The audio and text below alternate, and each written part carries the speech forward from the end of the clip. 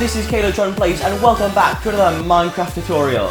Today guys, I'll be showing you all this amazing 7 segment display device with number pad input. So if you look forward to seeing that, then please make sure to drop a like on the video, and if you're at all new around here, then please make sure to subscribe. But anyway, let's get into things. So here we have the 7 segment display with the number pad entry. And before I go into this, full credit for this goes to Mumbo Jumbo. I'll leave the link to his video in the description. However, in his video, he explained how everything worked, or roughly how everything worked, and kind of give you a brief overview. However, he didn't give you the exact tutorial, and so today I thought I'd show you how to build all the inner workings of this. Now, of course, this is quite complicated, so instead of going through it going through each block, I've created all the levels of this so you can see exactly how it would work. But basically all you need to know is when you press one of the buttons here, for instance, let's go for 4, press that, it'll display the number 4. Now the reason it does that is because out the back here we have a little system that gets the redstone current from each of our inputs and feeds it into this system here. Now what this system does is it basically determines what signal strength it was given to output a number. So if we clicked 1, it would light up this redstone torch, 2 this one, 3 this one, and so on and so on. Then what that does is it feeds up into this chain of RS NOR latches, and what that does is, let's see, we picked number 4, so normally there are items in the bottom of this. However, whichever torch got lit up, the item will go into the top dropper, and then it will get a comparator output from that. It'll send it through this redstone torch line, through this redstone torch line, through this one, and finally up into these repeaters where it is split between 2 rows of redstone torches. Then we have a bunch of inputs to the 7 different segments, and the way we determine if we want a segment to be on or off for a specific number is, if we want the segment to be off, we place a repeater. If we want it to be on, we place redstone dust.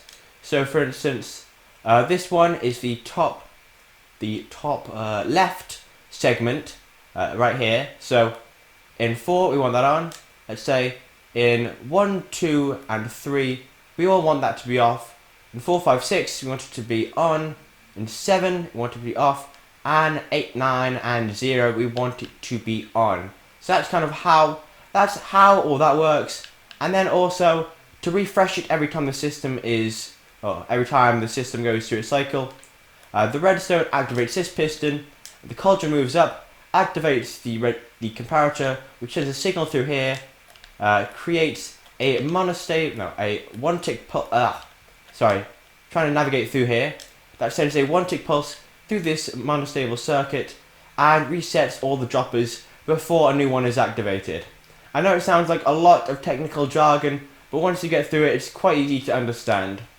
Then right here, these redstone lamps basically they symbolize or signify where you'd put an output, for instance. So if you wanted 1, 2, 3, 4, 5, 6, 7, 8, 9 or 10 to go to different outputs for a system, then you could take them from where these redstone lamps are. So that's basically how it all works in effect. And as you can see, you can do 1, 2. So I think I need to just change up one repeater. Yeah, sorry, I messed up one thing here, so we want to get rid of that, place that there, and we should.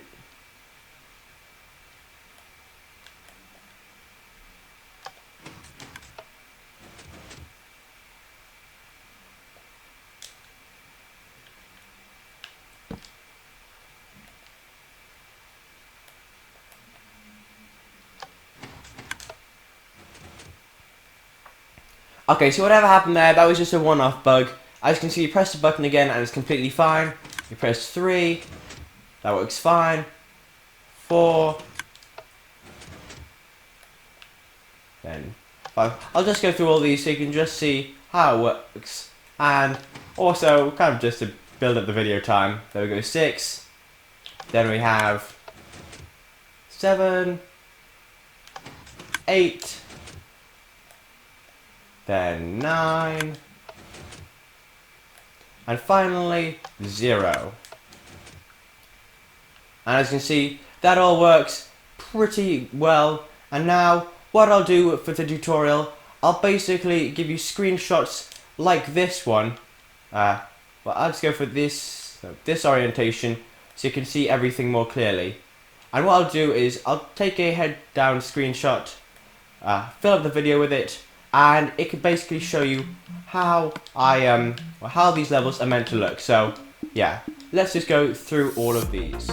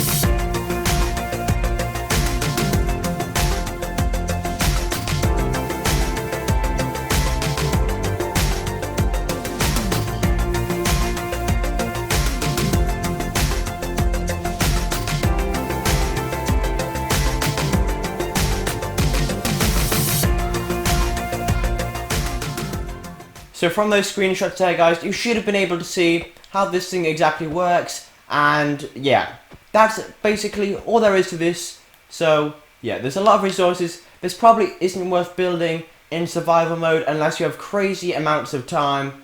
But yeah, crazy amounts of time and resources. But it's a fun project to take on in creative, maybe for some sort of hub world or something you have. But anyway, guys, thanks for watching this video. If you did enjoy it, then please make sure to leave a like on it. And if you're at all new to the channel, then please make sure to subscribe. But anyway, guys, thank you for watching. This has been Calotron Plays. I'll see you all in the next video. Goodbye.